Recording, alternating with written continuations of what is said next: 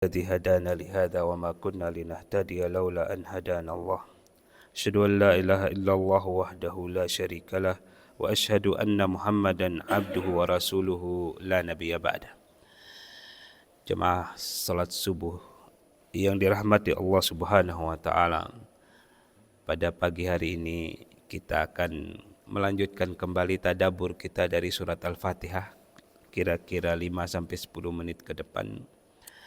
Kita pagi hari ini membaca ayat yang ke-6 dari surat Al-Fatihah, yaitu Ihdinas siratal mustaqim. Ihdinas siratal mustaqim artinya berilah kami petunjuk kepada jalan yang lurus. Sebenarnya pertanyaannya, kenapa Allah Subhanahu wa taala berfirman demikian? Para ulama berkata bahwasanya memang dari awal surat Al-Fatihah Allah Subhanahu wa taala menuntun hamba-hambanya untuk mengucapkan hal tersebut. Tentu saja Allah Subhanahu wa taala jika memulai sesuatu tinggal berfirman kun fayakun. Terjadi maka terjadilah. Allah Subhanahu wa taala tidak akan mengucapkan bismillahirrahmanirrahim. Tapi kita yang dituntun oleh Allah Subhanahu wa taala untuk mengucapkan bismillahirrahmanirrahim. Kita yang dituntun oleh Allah untuk memujinya. Kita yang dituntun oleh Allah Subhanahu wa taala untuk mengakui sifat-sifat dan nama-nama Allah Subhanahu wa taala. Sekarang kita dituntun oleh Allah Subhanahu wa taala untuk berdoa.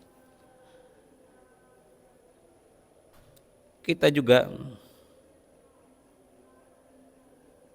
beriman bahwasanya surat Al-Fatihah ini adalah intisari dari Al-Quran, yang tentu saja di dalam Al-Quran itu banyak sekali terdapat cabang-cabang ilmu agama ini. Satu cabang yang dicontohkan oleh Allah Subhanahu wa taala di ayat yang ke-6 ini yaitu fiqhul ibadah. Bagaimana cara kita beribadah. Mungkin cabang-cabang yang lain kita akan bicarakan pada kesempatan yang lain. Siapa yang bilang bahwasanya di dalam surat Al-Fatihah itu tidak ada ilmu fikihnya? Ada. Justru ilmu fikih dari sebuah ibadah yang paling penting, yaitu berdoa.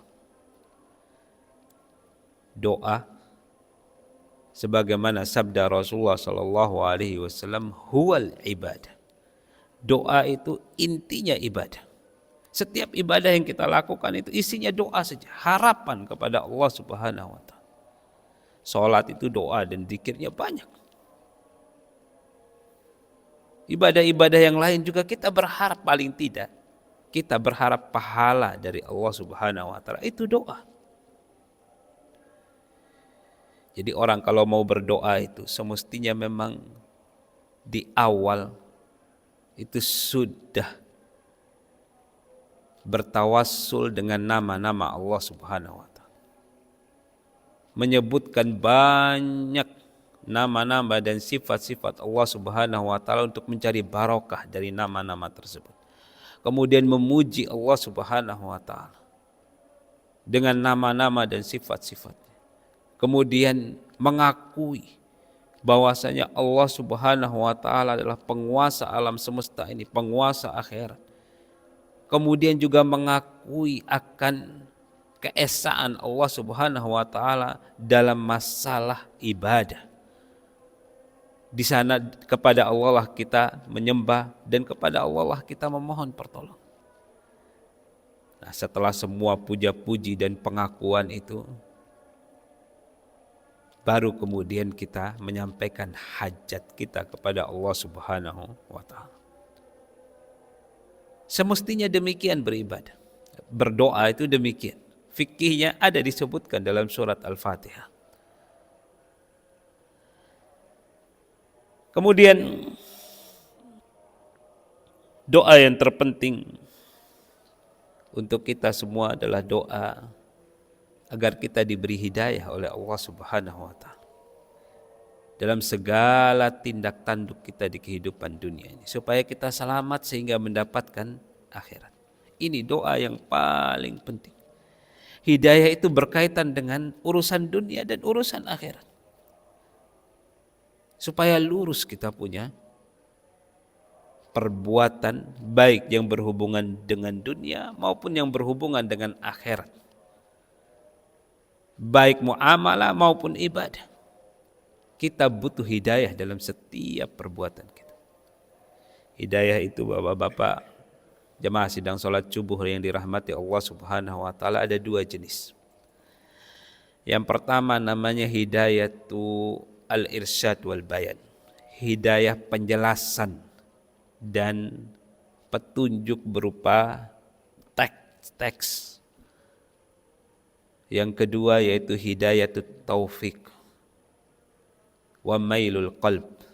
Hidayah taufik dan kecondongan hati, kemauan untuk melakukan hidayah yang pertama.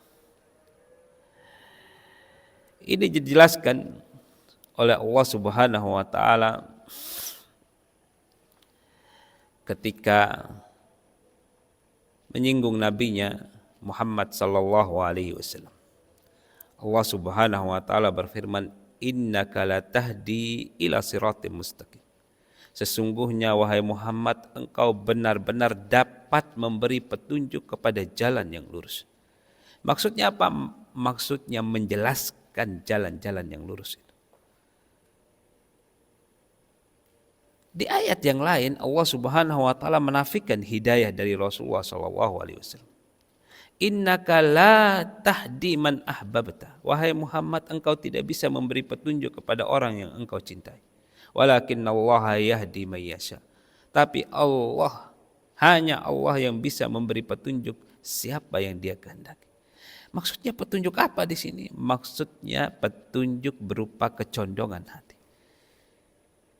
Kisah paman Nabi sallallahu alaihi wasallam, Abu Thalib. Orang yang membela Rasulullah sallallahu alaihi wasallam dengan hidup dan matinya. Orang yang berani berkorban luar biasa. Tidak ada orang yang berani mengganggu Rasulullah SAW karena pamannya, tokoh kaum Quraisy, berada di depan.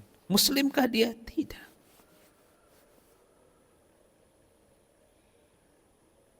Di akhir hayatnya disebutkan dalam hadis yang sudah masyhur, dikenal oleh siapapun.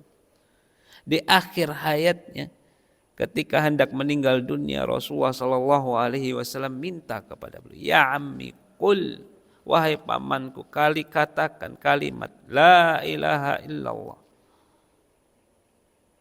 Uhaju laka biha indallah." Yang nanti aku bisa jadikan hujjah dengan kalimat tersebut untukmu di sisi Allah Subhanahu wa taala. Satu kalimat saja. Selesai sudah. Tapi pamannya tidak mau. Tidak mau masuk Islam. Di akhir hayatnya dia mengatakan ala millati abai Abdul Muttalib. Saya tetap berada di agama bapak moyang saya Abdul Muttalib. Subhanallah. Orang yang sudah berkorban luar biasa untuk Rasulullah sallallahu alaihi wasallam tidak bisa diberikan hidayah oleh seorang rasul yang paling utama di sisi Allah Subhanahu wa taala. Karena memang Rasulullah sallallahu alaihi wasallam tidak memiliki hak yang demikian. Rasulullah SAW hanya bisa menjelaskan saja. Ini loh jalan yang benar. Tapi untuk kecondongan hati itu hanya milik Allah Subhanahu wa taala. Di sini kita tahu bahwasanya ada doa atau mohon pertolongan kepada orang itu hanya boleh pada sesuatu yang dia mampu, yaitu kalau masalah hidayah, masalah petunjuk, penjelasan tentang bagaimana sih yang benar dalam masalah ini. Tapi kalau kita minta taufik, minta kecondongan hati kepada manusia, ini kalau berdoa demikian atau minta kepada manusia demikian, ini termasuk kesyirikan. Karena itu hanya hak prerogatifnya Allah Subhanahu wa Ta'ala.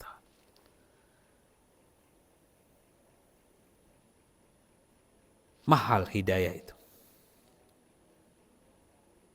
Kita coba bertanya kepada diri kita masing-masing. Hidayah yang jenis kedua ini super mahal. Kalau hidayah jenis yang pertama dibagi-bagi gratis, insya Allah kita akan dapatkan di mana-mana. Mudah apalagi di zaman sekarang. Tinggal duduk dengerin pengajian, dapat itu hidayah yang jenis pertama. Cuman banyak manusia sudah berdoa panjang lebar tiap hari baca surat Al-Fatihah tapi tidak paham. Malah melakukan sesuatu yang menafikan doanya. Sudah berdoa minta hidayah, kalau diajak pengajian tidak mau. Kalau diajak untuk menuntut ilmu agama, tidak mau juga. Padahal dia sudah berdoa, tiap hari itu berdoa minimal 17 kali baca surat Al-Fatihah itu. Dalam setiap sholatnya. Ihdinas siratal mustaqim. Tapi begitu dikasih tawarkan ini loh hidayah, tidak mau. Subhanallah. Hidayah jenis yang kedua mahal. Tidak semua orang bisa mendapatkan. Walhamdulillah sebagian dari hidayah jenis kedua ini kita dapatkan. Kita patut bertanya, siapa sih kita ini kok bisa dapetin hidayah seperti itu? Pernahkah kita mengorbankan nyawa kita untuk agama Allah Subhanahu wa Ta'ala, untuk membela Rasulullah Sallallahu Alaihi Wasallam seperti paman beliau Abu Thalib? Enggak pernah. Pernahkah kita berperang di jalan Allah? Enggak usah sampai meninggal, angkat senjata saja. Enggak pernah. Apakah kita ini punya kedudukan yang Masya Allah luar biasa? Punya harta kekayaan yang super. Punya perintah yang langsung bisa dilakukan oleh orang. Punya kedudukan yang tinggi? Tidak. Apakah kita ini orang yang punya karya yang bisa bermanfaat untuk dunia? Penemu listrikkah barangkali, atau penemu inikah, peralatan itu dan peralatan inikah? Enggak juga. Banyak orang yang tidak diberi hidayah oleh Allah Subhanahu wa Ta'ala. Super kedudukan, kekayaan, manfaatnya untuk dunia ini luar biasa, tapi tidak diberi hidayah oleh Allah Subhanahu wa Ta'ala. Malah kita yang entah di mana keberadaannya di kolong dunia ini, yang kadang tidak punya manfaat apa-apa, atau bisa memberi manfaat tapi sedikit, dapat hidayah. Subhanallah. Luar biasa. Oleh karena itu hidayah ini harus kita pertahankan. Kita pelihara di dalam hati kita. Jangan disia-siakan. Karena itu mahal sekali. Mahal. Saking mahalnya sahabat Salman Al-Farisi. Itu harus melakukan perjalanan dari Persia. Mengalami sekian banyak kesusahan hidup. Mengembara ke sana kemari untuk mencari kebenaran. Karena dia tidak suka penyembahan terhadap api itu. Ini apa orang nyembah api? Akhirnya dia belajar dari rahib, orang Yahudi. Tahu dia orang Yahudi tersebut masih berada di atas millah nabi-nabinya. Dan Yahudi itu ketika mau meninggal dunia, dia berkata bahwa tidak ada orang yang semisal saya lagi. Semua orang sudah menyimpang. Kamu pergi ke orang yang sana, tinggal satu-satunya dia. Pergilah sahabat Salman Al-Farisi ke orang tersebut, menimba ilmu dari situ. Ketika hendak meninggal dunia juga dia berkata, enggak ada orang yang seperti saya lagi. Semua pendeta-pendeta Yahudi, Nasrani, yang lainnya sudah tergelincir semua dalam kesyirikan. Nah, kalau kamu mau sekarang ini sebenarnya zamannya ini, diutusnya Nabi baru. Pergilah kamu ke tempat yang sebuah kota yang di situ batunya hitam-hitam. Kemudian di situ terdapat banyak korma, sampai onta-ontanya juga makan korma. Taulah beliau bahwasanya itu adalah kota Madinah. Pergilah dia ke sana untuk menunggu hidayah. Mahal hidayah itu. Kita ini duduk-duduk di negeri kita, dapat hidayah, subhanallah. Harus bersyukur kepada Allah Subhanahu wa taala. Entah Allah Subhanahu wa taala melihat apa di balik hati kita. Dan itu yang harus kita pelihara. Mungkin keikhlasan kita, kebaikan kita barangkali yang kelihatan kecil, dan justru yang kecil itu yang subhanallah, yang Allah Subhanahu wa taala hargai dengan surganya. Jangan remehkan ibadah yang kecil-kecil. Ibadah yang besar-besar itu banyak mendatangkan riya. Sulit dipelihara oleh orang yang melakukannya. Ibadah yang kecil-kecil itu justru tidak dihampiri oleh riya, penuh keikhlasan. Subhanallah. Mungkin di situ Allah Subhanahu wa taala melihat dari hati kita. Pelihara hidayah ini. Kalau kita sudah bisa sholat berjamaah 5 kali dalam sehari, ya terus sholat berjamaah. Bisa baca Quran, mentadaburi Al-Quran, ya terus dilakukan. Jangan dibuang percuma. Itu hidayah mahal sekali. Demikian Bapak-bapak yang dirahmati Allah Subhanahu wa taala. Semoga apa yang kita bahas pada pagi hari ini betul-betul menjadikan kita orang-orang yang selalu bersemangat untuk menyembah Allah Subhanahu wa taala satu-satunya, dan untuk menghargai apa yang diturunkan oleh Allah Subhanahu wa taala dari firman-firman-Nya di dalam Al-Qur'an. Menghargai juga kecondongan hati yang diberikan oleh Allah kepada kita untuk menjadi orang muslim, orang yang taat beribadah. Semoga kita semua dikumpulkan di surganya Allah Subhanahu wa taala. Kelak wa akhiru da'wan alhamdulillahirabbil alamin. Subhanakallahumma rabbana bihamdika asyhadu an la ilaha illa anta astaghfiruka wa atubu ilaik. Wassalamualaikum warahmatullahi wabarakatuh.